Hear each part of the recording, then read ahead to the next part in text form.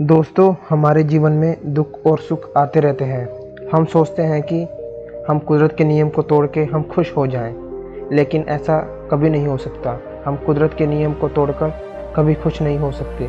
आइए आपको एक कहानी सुनाते हैं। एक बार एक युवक बुद्ध के पास गया। वह बहुत परेशान लग रहा था। बुद्ध ने उस युवक से उसकी परेशानी का कारण पूछा। उस युवक ने बताया कि मेरे पिता की मृत्यु हो गई है। अपने पिता के बावजूद भी सर्वश्रेष्ठ कार्य करना चाहता था। वह युवक चाहता था कि उसके पिता की आत्मा स्वर्ग में जाए। उस युवक ने कहा कि मैं किसी साधारण पुजारी के पास भी जा सकता था, लेकिन मैं आपके पास इस अनुरोध से आया हूँ। मेरे पिता के बाद आप मेरे जीवन का अनुष्ठान करें, ताकि मेरे पिता की आत्मा स्वर्ग में जा सके। गौतम बुद्ध ने कहा, ठीक है, जाओ बाजार से 2 मिट्टी के बर्तन ले आओ।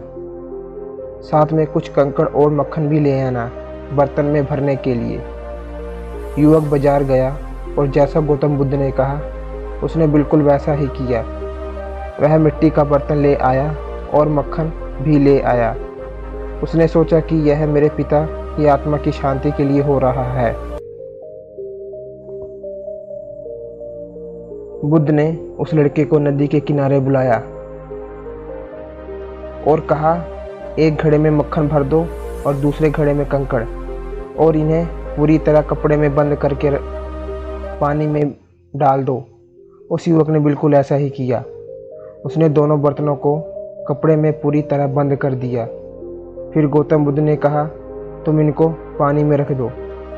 दोनों घड़े पानी में डूब गए। फिर गौतम बुद्ध ने कहा, तुम पानी में जाओ और दोनों घड़ों को तोड़ दो।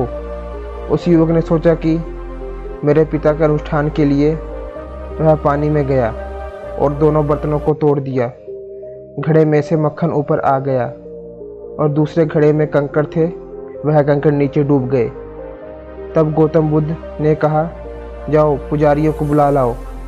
उस युवक ने बिल्कुल ऐसा ही किया। वह जाकर पुजारियों को बुला लाया।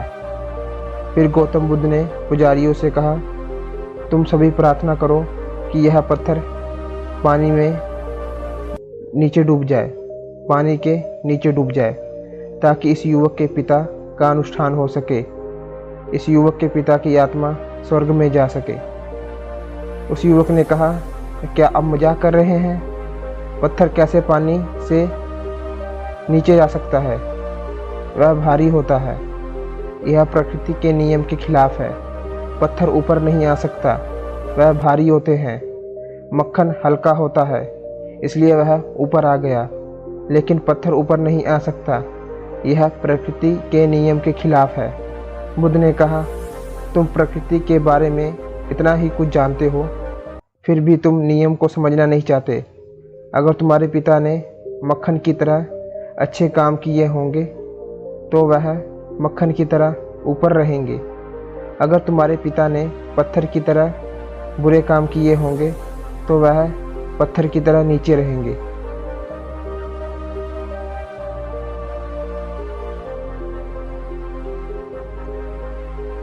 अगर तुम्हारे पिता ने मक्खन की तरह अच्छे काम किए होंगे तो उन्हें ऊपर आने से कोई नहीं रोक सकता, उन्हें स्वर्ग में जाने से कोई नहीं रोक सकता।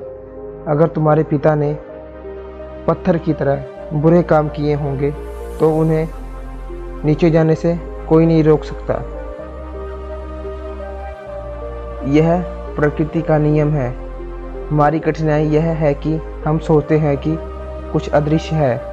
हम अपने जीवन में देखते हैं कि लोग अपने द्वारा किए गए बुरे कर्मों के लिए अच्छे परिणाम की उम्मीद करते हैं, लेकिन वह भूल जाते हैं फल हमारे कार्यों पर निर्भर करते हैं।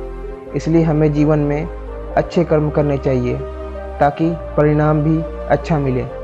अगर हम मक्खन की तरह अच्छे कार्य करेंगे तो ऊपर रहेंगे, अगर कंकड़ की तरह बुरे काम करेंगे तो नीचे रहेंगे। प्रकृति के नियम को कोई नहीं बदल सकता।